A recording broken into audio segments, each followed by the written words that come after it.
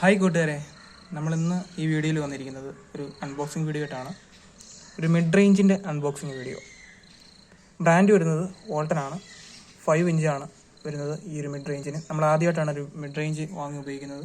അപ്പോൾ ഇതാണ് ബോക്സ് വരുന്നത്. നമ്മൾ അൺബോക്സ് ചെയ്തിട്ട് പോലും ഇല്ല, വാങ്ങിക്കൊണ്ട് വരുന്ന വഴിയാണ്. കണ്ടില്ലേ, ബോക്സാണ്. അപ്പോൾ നമുക്ക് ഈ ബോക്സ് ഒന്ന് ഓപ്പൺ ചെയ്യാം. അപ്പോൾ ഇവിടെ ഒരു ടേപ്പുണ്ട്, ചെക്ക് ചെയ്തത്.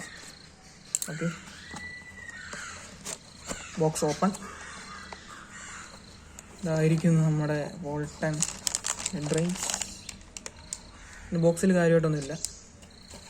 ഇതാണ് നമ്മുടെ വോൾട്ടൻ്റെ മിഡ് റേഞ്ച് വരുന്നത്. 5 ഇഞ്ചാണ്.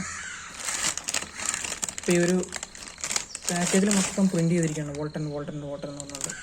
അപ്പോൾ നമുക്കിത് മാറ്റി വെക്കാം.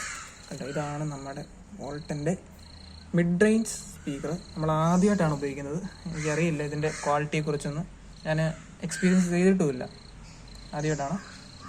പിന്നെ നടുക്കൊരു അവരുടെ ലോഗോ കൊടുത്തിട്ടുണ്ട്, കണ്ടില്ലേ, പേപ്പർ.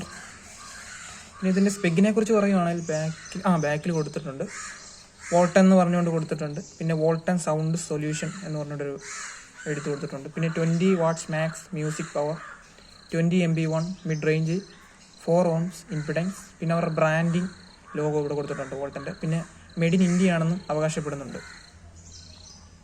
ഇവിടാണ് ഇതിൻ്റെ ഒരു വൈറലായിട്ട് കൊടുക്കുന്നത്.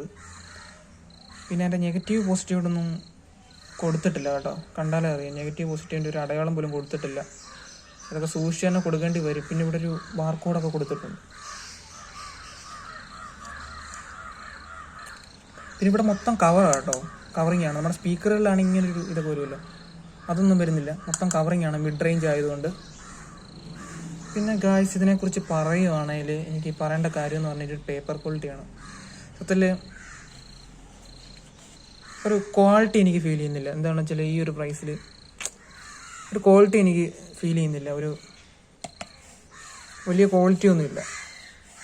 പിടിക്കുമ്പോൾ തന്നെ നമുക്ക് മനസ്സിലാവും പേപ്പർ ക്വാളിറ്റിയെക്കുറിച്ച്. വലിയ ഡിസൈനിങ്, വലിയ കാണാനൊരു വലിയൊരു ഭംഗിയൊന്നുമില്ല, ഒരു ഓൾഡ് ലുക്ക് പോലെ. അതുപോലെയാണ് എനിക്ക് ഫീൽ ചെയ്യുന്നത്.